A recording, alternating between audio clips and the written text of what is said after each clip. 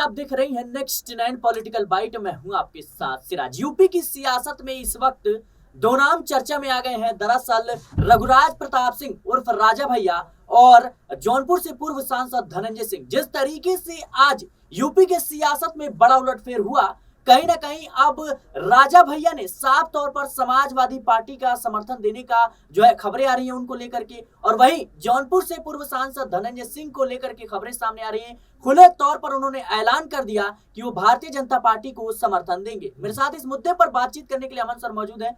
Sir, पहली बात तो यही है कि जिस तरीके से जो सूत्रों के हवाले से खबर आ रही है कि कहीं ना कहीं जो राजा भैया हैं वो समाजवादी पार्टी को समर्थन देंगे, और जो जौनपुर से पूर्व सांसद है धनंजय सिंह वो कहीं ना कहीं भारतीय जनता पार्टी को समर्थन देंगे। तो किस तरीके से अब जो समीकरण है वो यूपी के सियासत में बैठते हुए नजर आ रहे हैं? देखिए, बिल्कुल सिराज, अगर हम देखें तो राजपूत जिस तरह से नाराज थे बीजेपी से, खासकर पश्चिम यूपी की अगर हम बात करें तो कई सभा लगाकर उन्होंने बाकायदा ये तक कहा कि बीजेपी को वोट नहीं देना, बीजेपी ने हमारी उम्मीदों पर जो पानी फेरा है उसके वजह से हम बीजेपी का साथ नहीं देंगे। लेकिन अब ये जो हवा है ये पूर्वांचल में भी जाती हुई नजर आती है। आप देखिए, ब्रजभूषण के खिलाफ जिस तरह से पूरे का पूरा माहौल बना, ब्रजभूषण ने कहा कि कई बार अपने भी साथ नहीं देते और संगठन को लेकर भी वो सवाल उठाते हुए नजर आते हैं कि 1979-90 से मैंने बीजेपी को यहाँ पर मजबूत किया है, बीजेपी यहाँ पर शून्य थी, जीरो थी, लेकिन उसके बावजूद भी जो हाल मेरे साथ किया जा रहा है वो कहीं से भी एक्सेप्टेबल नहीं है। इसके अलावा आप राजा भैया के बारे में बात कर सकते हैं। वो राजा भैया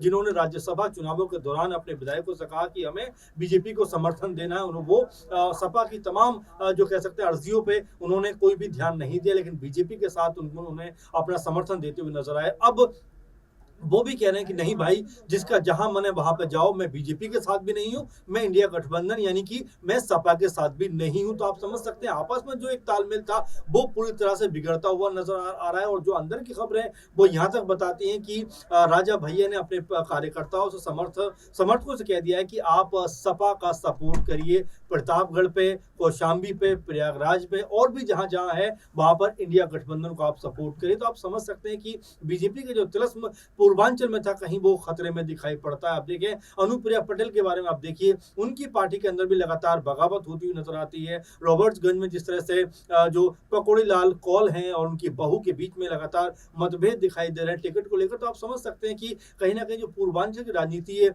उसमें अब कह सकते हैं कई मुश्किलें कह सकते हैं पेश होती हुई नजर आ रही है। वैसे में क्या बीजेपी अपना कुनबा बचा पाएगी? क्या बीजेपी अपनी सीटों को बचा पाएगी? और सबसे महत्वपूर्ण बात की धनंजय सिंह को लेकर जिस तरह की खबरें आई, धनंजय सिंह ने कहा कि मैं बीजेपी में शामिल नहीं होऊंगा, और उन्होंने साफ तौर पर कहा है, पहले ये कहा जा रहा था कि हो सकता है कि पूरी तरह समर्थन धनंजय सिंह यहाँ पर करते हुए नजर आए, उन्होंने साफ मना कर दिया कि नहीं, मैं बीजेपी के साथ नहीं हूँ। तो आप देखिए किस तरह से एक के बाद एक जो मुश्किलात है वो बीजेपी के सामने वो पूर्वांचल में आ रही है। वो पूर्वांचल जिसको बीजेपी अपना गढ़ कहती हुई नजर आती थी, यहाँ पर पल्लवी पटेल भी हैं, और जिस तरह से लगातार वो कई सीटों के ऊपर खेल बिगाड़ने में लगी हुई वो हो सकता है कि बीजेपी को भारी नुकसान पहुंचाती हुई नजर आए। तो ऐसे में आप समझ सकते हैं पूर्वांचल में बीजेपी जो अब तक ताकतवर थी वो ताकत कहीं ना कहीं उनकी कमजोरी में बदलती हुई नजर आ रही है। जी बिल्कुल, कहीं ना कहीं बीजेपी की जो ताकत थी वो कमजोरी में बदलते हुए नजर जरूर आ रही है, क्योंकि जिस तरीके से राजा भैया से अमित शाह ने मुलाकात की, इस कवायद में जुटे हुए थे कि कहीं ना कहीं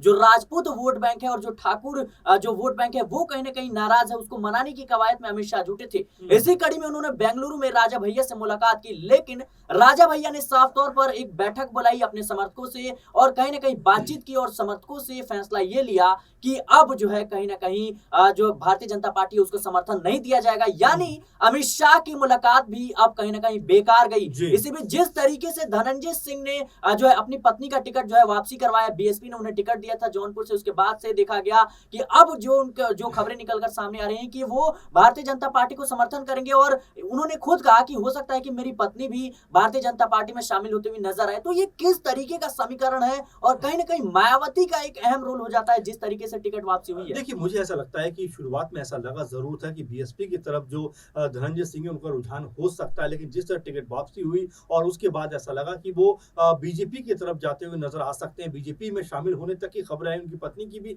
खबरें आई। लेकिन अब जो खबर सामने आ रही है उसमें यह आ रहा है कि भाई ना मेरी पत्नी शामिल होंगे, ना मैं शामिल होऊंगा, ना परिवार का कोई भी सदस्य से बीजेपी में शामिल होगा और हम बीजेपी को समर्थन भी नहीं करेंगे। तो इसका मतलब ये है कि बीएसपी का टिकट उन्होंने वापस करा दिया, वहीं बीजेपी से वो खफा है। तो ऐसे में बसता कौन है? बस्ती इंडिया गठबंधन है, जिसको वो सपोर्ट कर सकते हैं, सपा बस्ती इसको वो सपोर्ट कर सकते हैं। और ऐसे में यहाँ पर जो पूर्वांचल की हम पहले ही बात कर रहे थे कि जो बीजेपी लगातार इस फिराक में थी कि यहाँ पर जितनी भी सीटें पूर्वांचल में आती है उनके ऊपर अपना दबदबा और कब्जा कायम रखेंगे, उनके लिए मुश्किलात होती हुई नजर आती है। क्योंकि आजमगढ़ में भी धर्मेंद्र यादव लगातार बीजेपी को ललकार रहे हैं, उनकी कमजोर कह सकते हैं वहां पर नजर आ रही है। इसके अलावा फूलपुर में उतने ताकतवर नजर नहीं आते, प्रयागराज में उतने ताकतवर नजर नहीं आते। ऐसे कई सीटें हैं जहां पर अभी से ऐसा लग रहा है कि बीजेपी जिस ताकत के साथ में 1914 में लड़ी वैसा कुछ नजर नहीं आ रहा। अगर ऐसा होता है तो आप ये मानकर चलिए कि बीजेपी की सीटें अब पूर्वांचल से कम होती हुई दिखाई पड़ सकती हैं। जो पश्चिम की राजनीति उसमें भी कई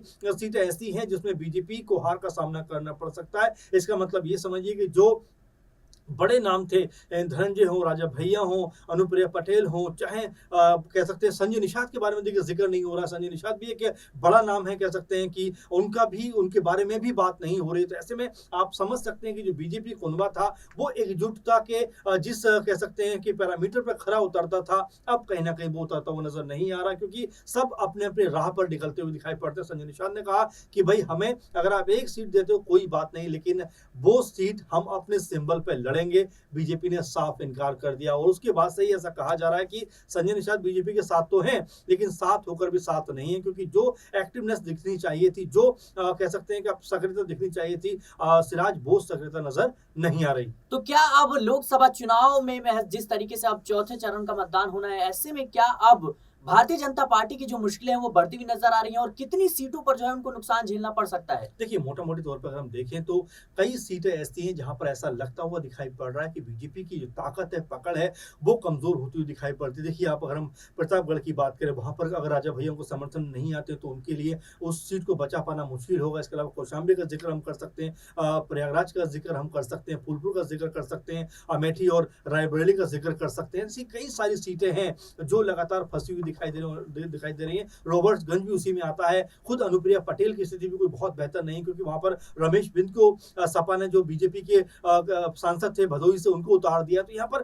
कह सकते हैं बीजेपी के ही कह सकते हैं कि जो प्रत्याशी है उन्हीं के कह सकते सामने लाकर खड़ा कर दिया उनके जो सांसद को। तो ऐसे में आप समझ सकते हैं कि स्थिति ज्यादा खराब होती हुई दिखाई पड़ती है। अगर यहाँ पर अगर सब कुछ ठीक ठाक रहा, जैसा माहौल सपा और कह सकते हैं कांग्रेस पार्टी मिलकर पूर्वांचल में बना रहे, अगर वैसा बना पाए आने वाले दिनों में भी, तो यहाँ पर बीजेपी के लिए कई सारी सीटों पर अपनी जीत कह सकते हैं सुनिश्चित करना मुश्किल हो सकता है। इसका सीधा सीधा फायदा जो है वो इंडिया गठबंधन को मिल सकता है। अब ऐसे में बीजेपी के अंदर खलबलाहट है। अमित शाह से राजा भैया की मुलाकात भी होती है, लेकिन उसके कोई नतीजे सामने नहीं आते। तो यहाँ पर क्या ये माना जाए कि जो बीजेपी के चाणक्य कहलाते थे अमित शाह, क्या उनकी अब रणनीति फेल होती हुई दिखाई पड़ रही है? क्या अब वो बात नहीं रही बीजेपी के अंदर जिनकी एक आवाज से पूरे का पूरे दल उनके साथ मिलने चले आते थे? तो अब ऐसे कई सवाल उठेंगे सिराज, जो लगातार ये बताएंगे कि पूर्वांचल में और खासकर उत्तर प्रदेश में अब बीजेपी लगातार कमजोर हो रही है। साथ में उनके जो दल हैं वो भी लगातार उनसे हटते हुए और बचते हुए नजर आ रहे हैं। जी बिल्कुल, कहीं ना कहीं अब जो दल है कहीं ना कहीं भारतीय जनता पार्टी से बचते हुए नजर आ रहे हैं, क्योंकि जिस तरीके से अब पूर्वांचल में भारतीय जनता पार्टी की मुश्किलें बढ़ रही हैं। एक तरफ धनंजय सिंह ने समर्थन देने का ऐलान किया, तो वहीं अब उन्होंने समर्थन वापस भी लिया। दूसरी तरफ राजा भैया ने अमित शाह, गृह मंत्री अमित शाह से मुलाकात करने के बाद भी उन्होंने भारतीय जनता पार्टी का साथ देने से साफ तौर पर इनकार कर दिया और अपने समर्थकों से अपील की कि आप जिसे चाहें उसे वोट दें और विवेक से काम लें। तो कहीं ना कहीं अब भारतीय जनता पार्टी के लिए मुश्किलें बढ़ने वाली हैं और जिस तरीके से पश्चिमी यूपी में पहले ही जो जाट समुदाय है वो कहीं ना कहीं भारतीय जनता पार्टी से रूठा हुआ है और ऐसे में राजपूत और ठाकुर वोट बैंक भी है वो भी कहीं ना कहीं रूठा हुआ है। तो देखा जाए तो अब जो है भारतीय जनता पार्टी के लिए लोकसभा चुनाव 2024 में यूपी की सियासत में अब मुश्किलें खड़ी होती हुई नजर आ रही हैं और देखना दिलचस्प होगा कि आखिर कितनी सीटों पर जो है भारतीय जनता पार्टी को नुकसान उठाना पड़ सकता है। फिलहाल इस रिपोर्ट में इतना ही। देश और दुनिया की तमाम खबरों के लिए बने रहें नेक्स्ट टाइम पॉलिटिकल बाइट।